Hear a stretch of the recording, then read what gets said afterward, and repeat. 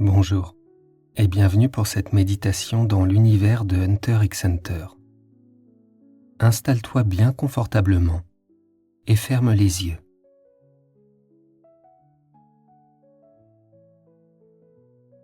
Prends une profonde inspiration et laisse ta respiration se faire calme et régulière, chaque souffle te permettant de te détendre un peu plus.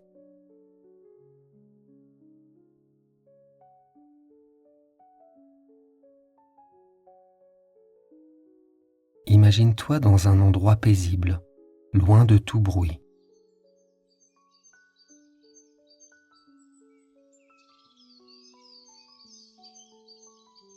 Tu es assis au bord d'un lac.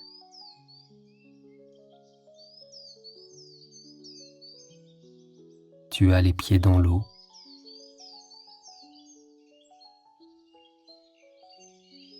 Le soleil brille et le vent fait frémir les feuilles des arbres autour de toi.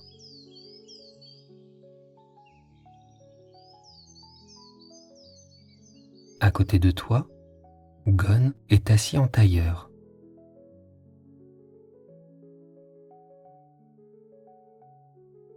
Il est concentré et tient une canne à pêche.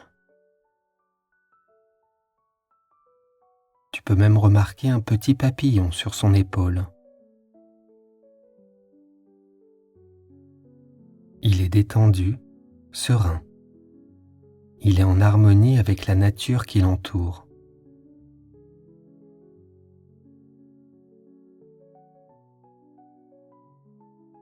Des lapins, des écureuils, des oiseaux s'approchent de vous. Ils sont attirés par la sérénité que vous dégagez. Ils ont une confiance naturelle en vous.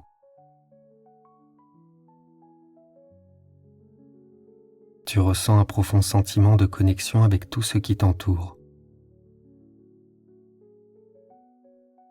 L'atmosphère est paisible, légère, et tu laisses cette tranquillité t'envahir.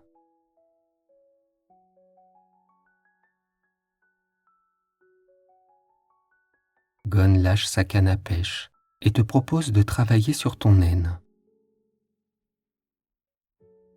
Le naine est la capacité de manipuler l'aura, issue de l'énergie vitale.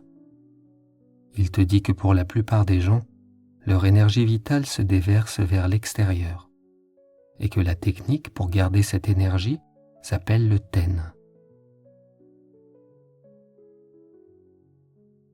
Gon connaît la personne parfaite pour cet entraînement. Au loin, une silhouette petite et mince apparaît. Ses cheveux sont longs et blonds. Elle porte une robe rose à froufrou. On dirait presque une poupée.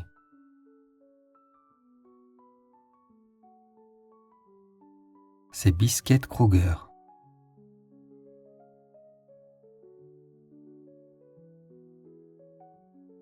Est-ce que c'est sa véritable forme? Ou bien cache-t-elle quelque chose?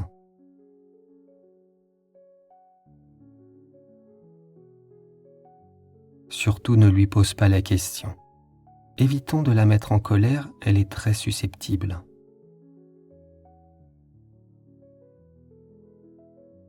Gon te dit que Biscuit va s'occuper de ton entraînement et qu'il ne faut pas se laisser déstabiliser par son exigence et sa sévérité.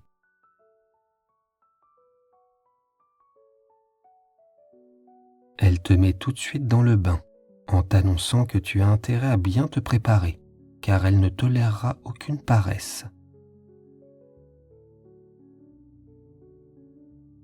Elle va te pousser à tes limites pour révéler ton vrai potentiel. Une petite goutte de sueur coule sur la tempe de Gon. Il te fait un petit sourire d'excuse.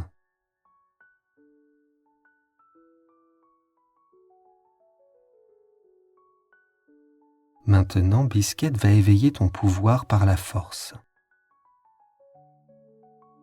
Elle va envoyer son aura vers toi pour accélérer l'ouverture de tes chokos. Avant de commencer, tourne-lui le dos. Tu as la sensation qu'elle vient de poser sa main sur ton dos, mais elle n'est qu'à quelques centimètres. Tu peux ressentir la chaleur de sa main au niveau du dos, de tes omoplates. C'est comme si quelqu'un te poussait.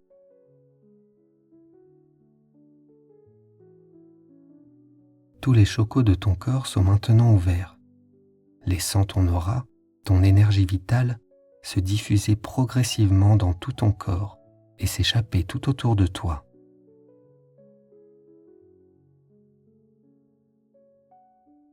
C'est comme si tu étais entouré de vapeur chaude.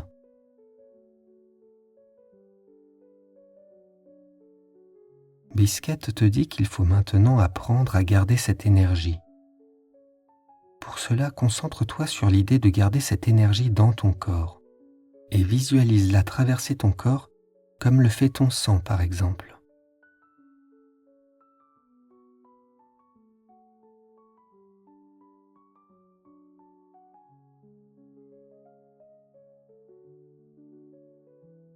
Si ton corps est détendu, tu arriveras plus rapidement à maîtriser le ten.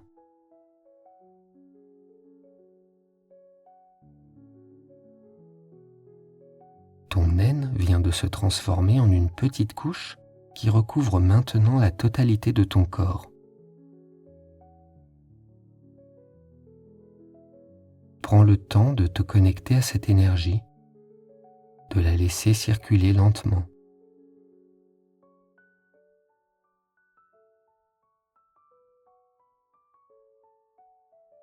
Ressens ton naine grandir en toi, fort et équilibré.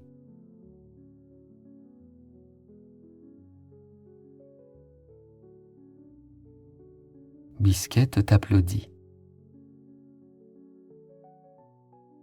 Elle te dit que seulement 5% des personnes survivent à ce test.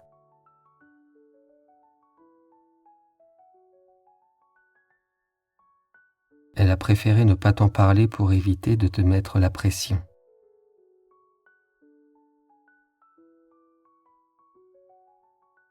Elle te fait un petit clin d'œil et s'éloigne discrètement, comme si de rien n'était.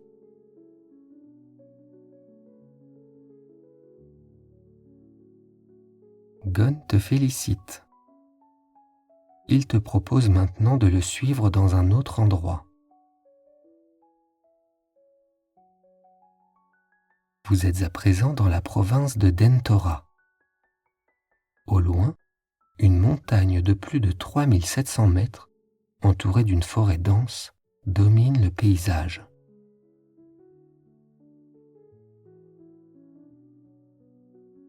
C'est Kokuru Mountain, le territoire de la famille de Kirua.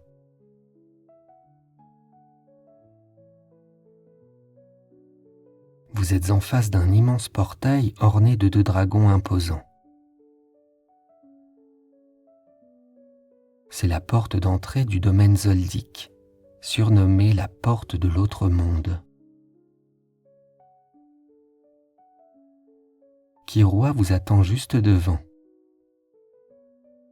Il te salue et te propose d'ouvrir toi-même le portail grâce à ton naine. Tu vas devoir ouvrir la porte de vérification. Chaque porte est numérotée. Il y en a 7 au total. La première porte pèse 4 tonnes, la deuxième 8 tonnes, la troisième 16 tonnes, et ainsi de suite. Positionne-toi devant la porte et prends le temps de bien concentrer ton naine au niveau de tes mains.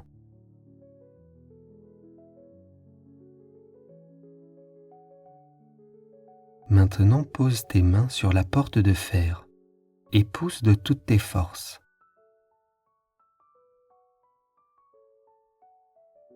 Rien ne se passe.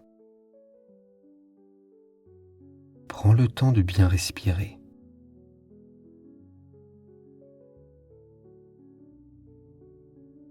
Concentre de nouveau ton naine sur tes mains.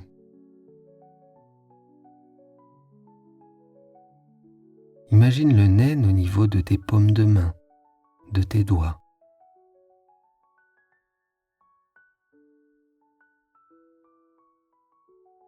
Pousse la porte de toutes tes forces.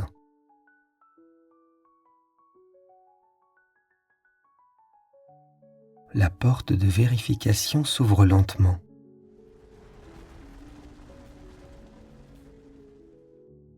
Félicitations. D'après toi, combien de portes as-tu réussi à ouvrir? 1, 4, peut-être 7.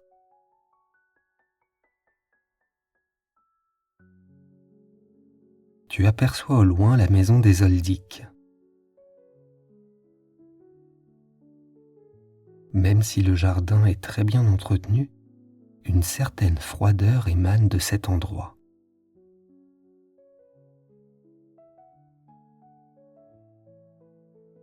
Soudain, un frémissement d'arbres et de feuillage se fait entendre. Mickey, le chien de garde des Zoldyck, se dirige vers vous.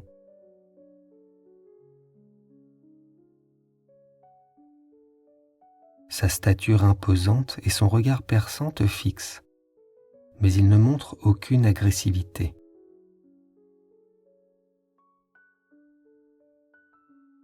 Il s'assoit calmement à proximité et observe les environs.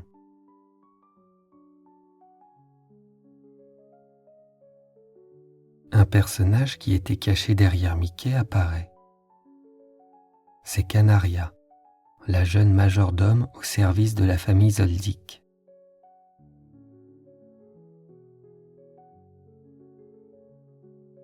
Elle semble vérifier que tout se passe bien. Son air calme et sa posture rigide suggèrent une grande loyauté envers la famille, et surtout envers Killua.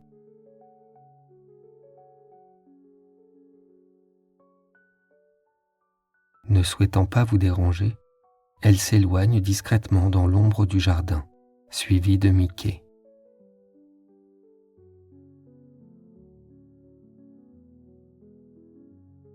Vous continuez votre balade, et à mesure que vous avancez, tu remarques certaines présences dans le jardin.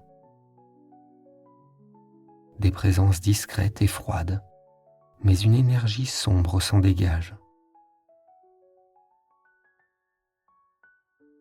Une dame se promène dans le jardin. Elle est vêtue d'une longue robe et elle est coiffée d'un très grand chapeau.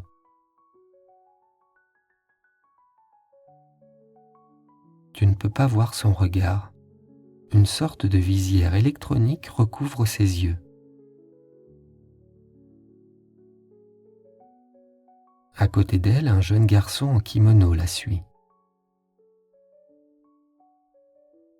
C'est Karuto, le petit frère de Killua. Observe bien ces deux personnages.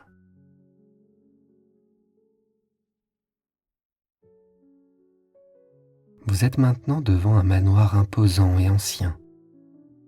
C'est la résidence de la famille Zoldyck.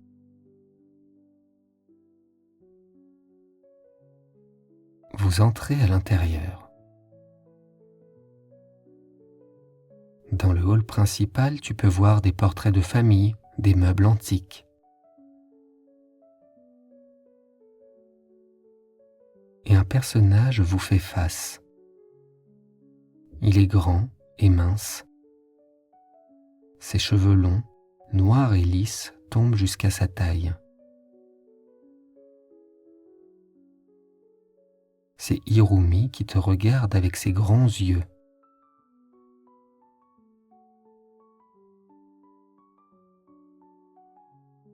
Il se dirige vers toi.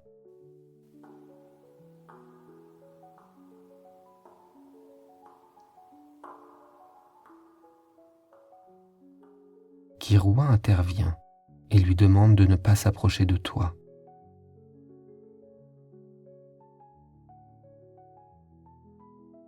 Un sourire froid se dessine sur son visage. Il voulait juste apprendre à te connaître. Dommage. Hirumi s'éloigne silencieusement et disparaît furtivement dans une autre pièce, laissant la porte se refermer derrière lui.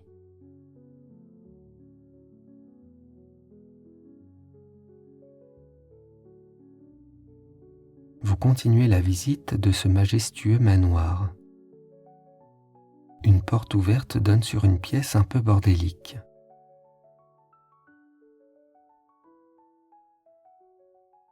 Miruke est absorbé par la réparation d'un appareil.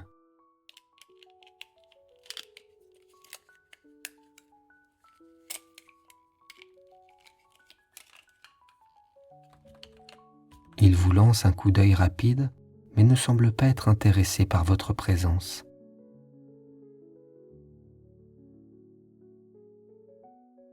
Le son du crépitement d'un feu de cheminée capte ton attention.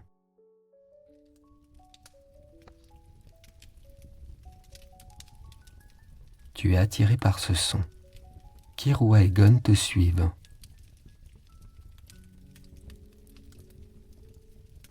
Tu te trouves maintenant dans une vaste bibliothèque, remplie de livres en tout genre.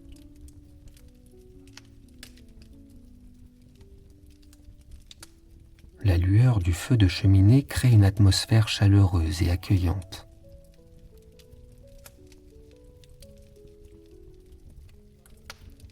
Sylva Zoldyck est installée dans un fauteuil bien confortable.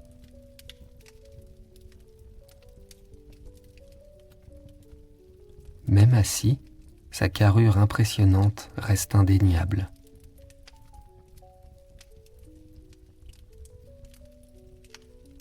Il tient dans ses mains un livre sur le naine.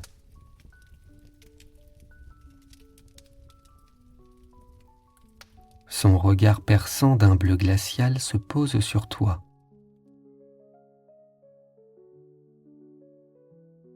Sylva n'a rien contre toi.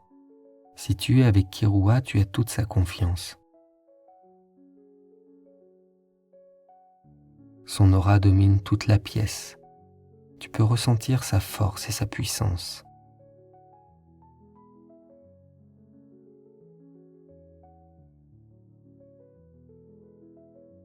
Il pose son livre délicatement et demande à Kirua de ne pas vous rendre dans la pièce où se trouve Haruka. Essaye de visualiser ce personnage, si tu t'en rappelles.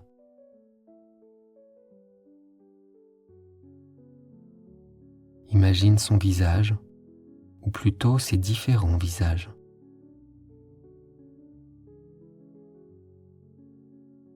Si tu l'avais en face de toi, qu'est-ce que tu lui dirais ?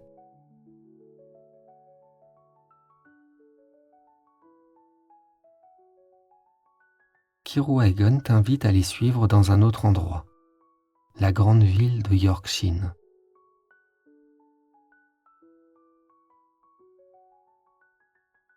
Imagine-toi dans cet endroit, rempli de monde, de néons brillants et de ruelles sombres.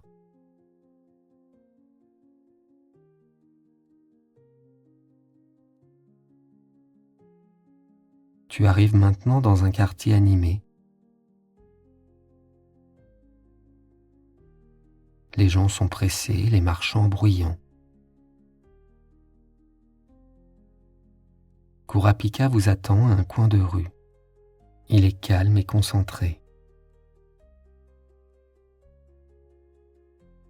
Son regard est déterminé, mais il te sourit, te donnant un sentiment de calme et de chaleur dans cette ville trépidante.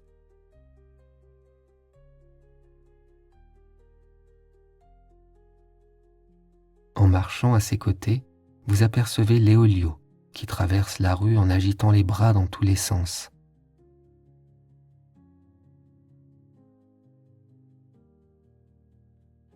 Il s'approche avec son grand sourire et son énergie débordante. Dans un élan d'amitié, il te serre dans ses bras.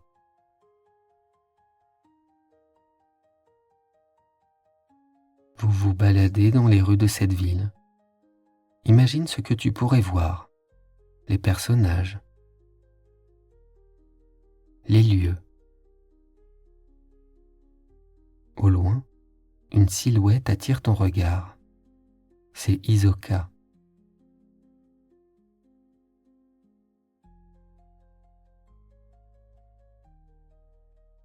Gon, Kirua et Léolio l'ont déjà remarqué depuis un moment. Il est nonchalamment appuyé contre un mur, les yeux brillants de malice, comme s'il vous surveillait.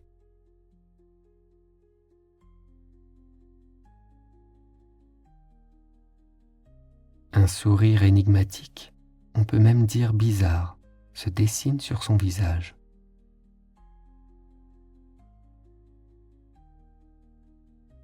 Il te regarde depuis un moment déjà.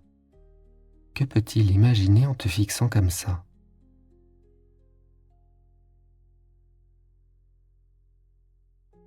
En tout cas, ne t'inquiète pas, il ne peut rien t'arriver.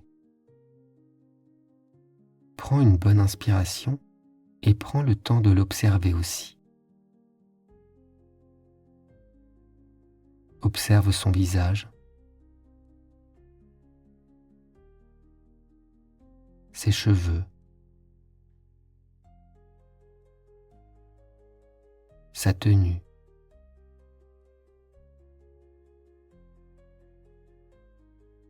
Hisoka se redresse, puis disparaît dans une petite rue sombre.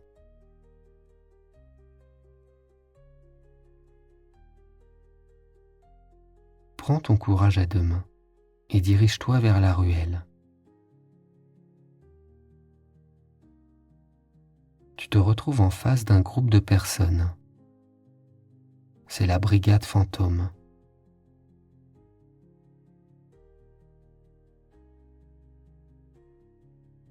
Leur chef Kuroro se tient assis sur un banc. Il est charismatique et est doté d'une force redoutable.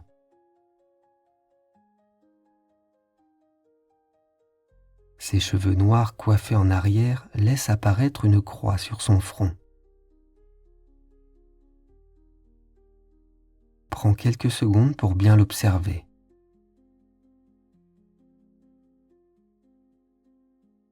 Tu peux aussi imaginer les techniques de combat qu'il utilise.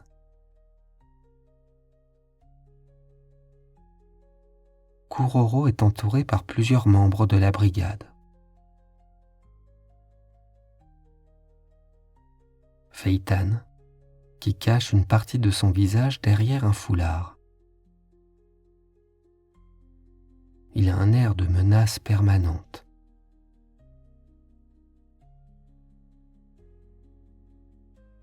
Machi, avec ses cheveux roses et son expression froide.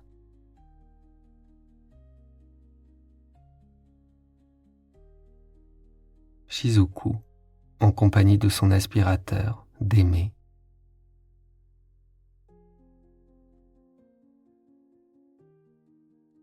Franklin, imposant avec ses cicatrices et sa carrure massive.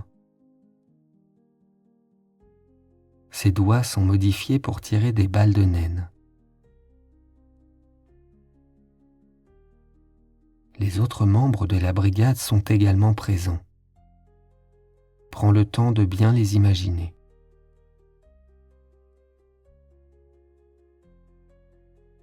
Leur force,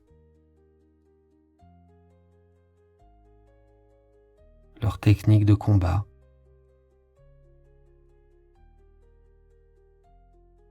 leur caractère.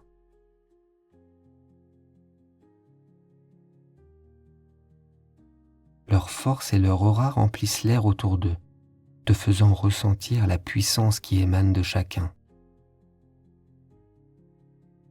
Ils semblent tous concentrés et concernés. Peut-être sont-ils en train de planifier une mission.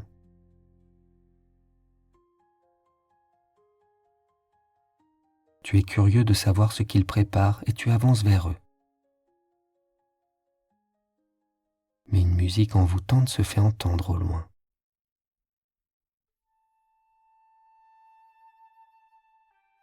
une mélodie harmonieuse qui semble presque surnaturelle. Dirige-toi vers elle.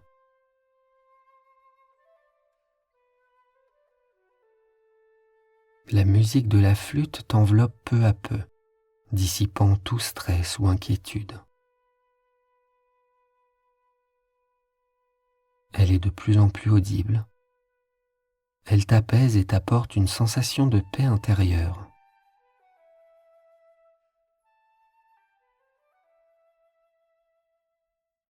Tu es maintenant en face d'une vieille boutique aux fenêtres décorées de motifs intrigants. Entre à l'intérieur et observe les objets qui s'y trouvent. Tu peux voir un joystick, une manette de la vieille console Joystation.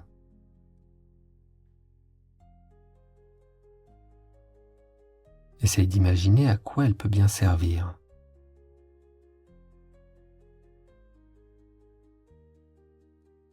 Juste à côté, sous une cloche de verre, un œil du clan Kurapika.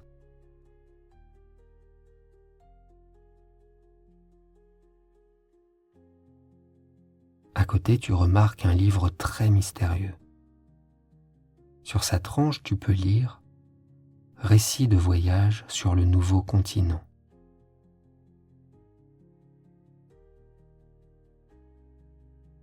Sur cette étagère, il y a aussi des pierres mystérieuses qui sont exposées.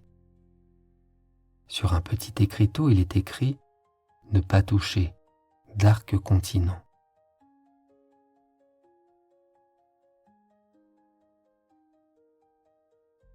Imagine des objets ou des reliques de l'univers de Hunter x Hunter.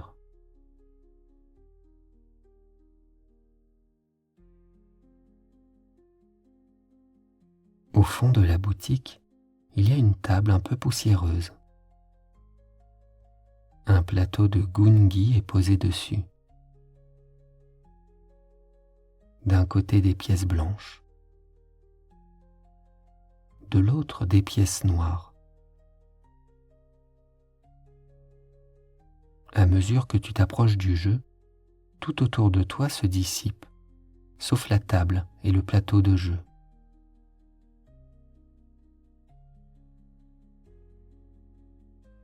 Deux silhouettes apparaissent de part et d'autre de la table. D'un côté Meruem, le roi des fourmis.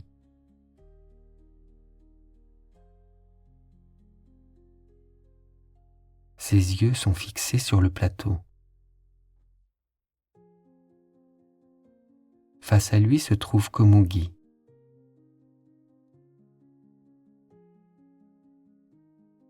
Un petit détail t'interpelle, son nez qui coule en permanence.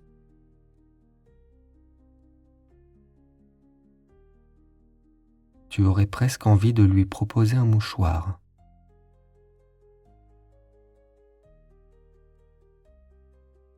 Ça te rappelle que Komugi est avant tout une personne un peu distraite et complètement absorbée par son jeu.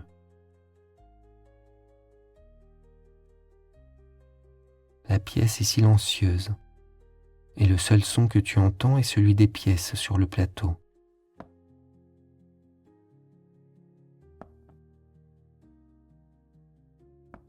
Meruem observe chaque pièce avec une concentration glacée. Tu arrives à ressentir toute sa puissance et tu sais qu'en un mouvement, il peut tout détruire.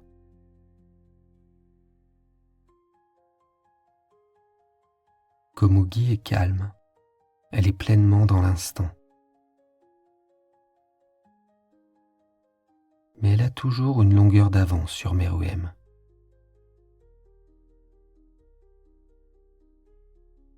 Non loin de là, caché dans l'ombre, tu remarques une présence à peine perceptible. C'est Poufou. Il est immobile et silencieux.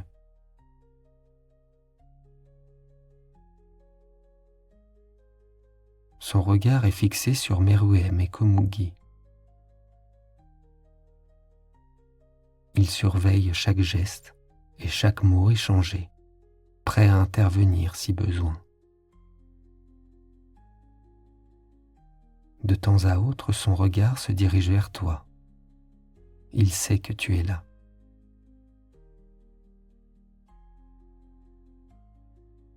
Un léger courant d'air détourne ton regard de cette scène. Une fenêtre donnant sur l'extérieur est ouverte. Dirige-toi vers elle et regarde ce qu'il se passe dehors. Le ciel est gris et lourd.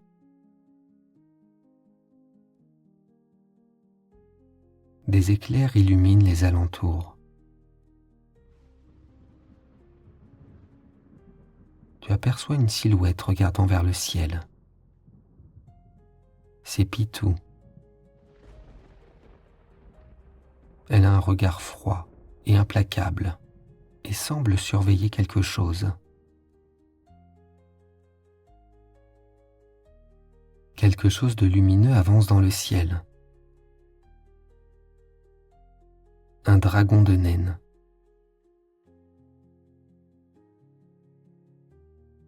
Sur le dragon, il y a Zeno, le grand-père de Kirua.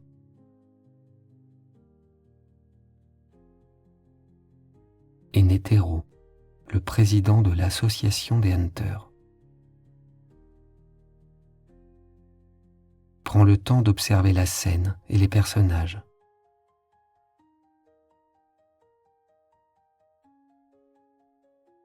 Une puissance phénoménale se dégage de cet endroit.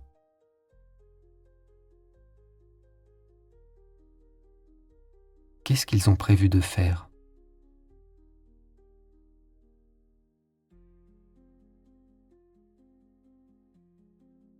Soudain, la voix de Gon résonne dans ta tête.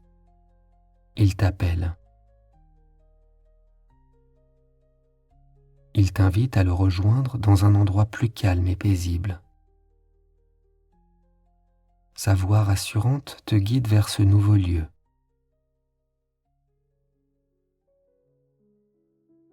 Tu es maintenant dans un endroit calme, très très haut dans le ciel.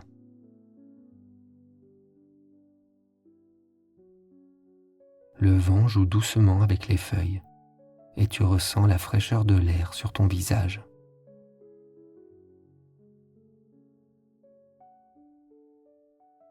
Tu es au sommet de l'arbre du monde.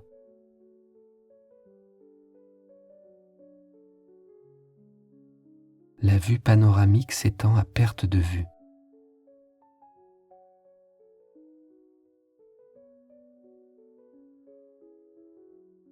À tes côtés, Gon, Kirua, Kurapika et Léolio profitent de ce moment de paix.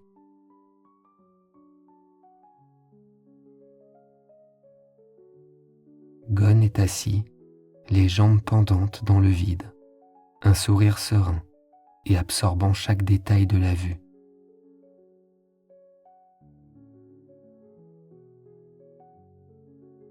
Kirua est allongé les mains derrière la tête. Il regarde les nuages passer. Son visage est détendu.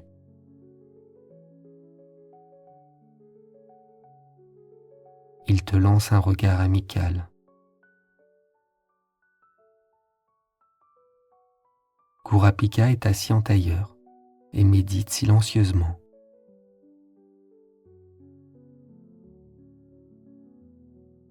La lumière du soleil couchant se reflète sur ses cheveux dorés.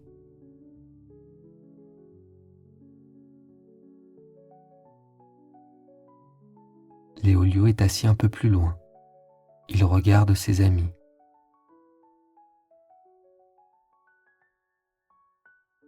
Son sourire et son énergie débordante sont contagieux.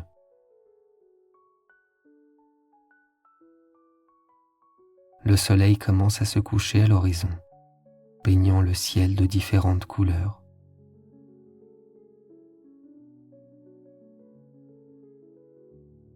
La scène est à couper le souffle.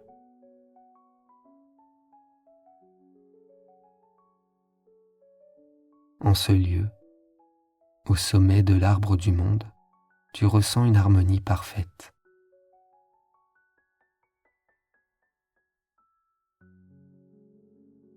Gon se dirige vers toi et te remet ta licence de Hunter avec ton nom dessus.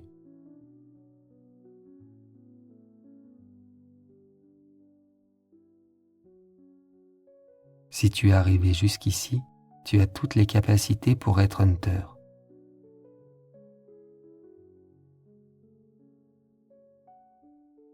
Cette carte symbolise non seulement la reconnaissance de tes compétences, mais aussi la bonne personne que tu es.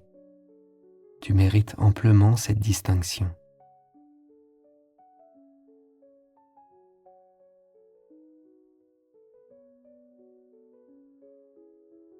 Elle représente aussi l'amitié partagée avec tes partenaires.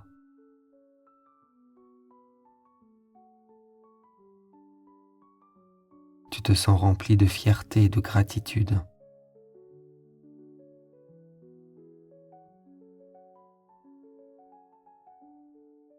Maintenant, imagine quelque chose que tu pourrais dire à tes compagnons. Une phrase positive que tu voudrais dire dans ce lieu magique. Tu peux même imaginer dire cette phrase à un proche ou une connaissance.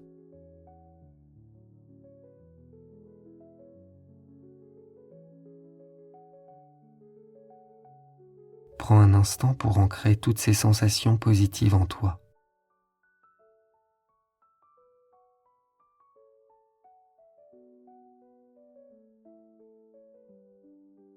Tu sais désormais que tu peux y revenir à tout moment, que tu auras toujours cette puissance intérieure.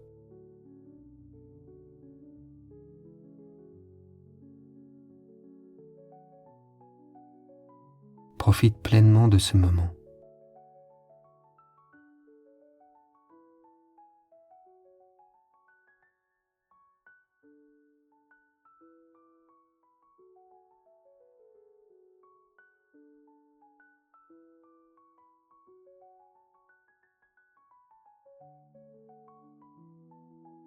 À bientôt pour une prochaine méditation.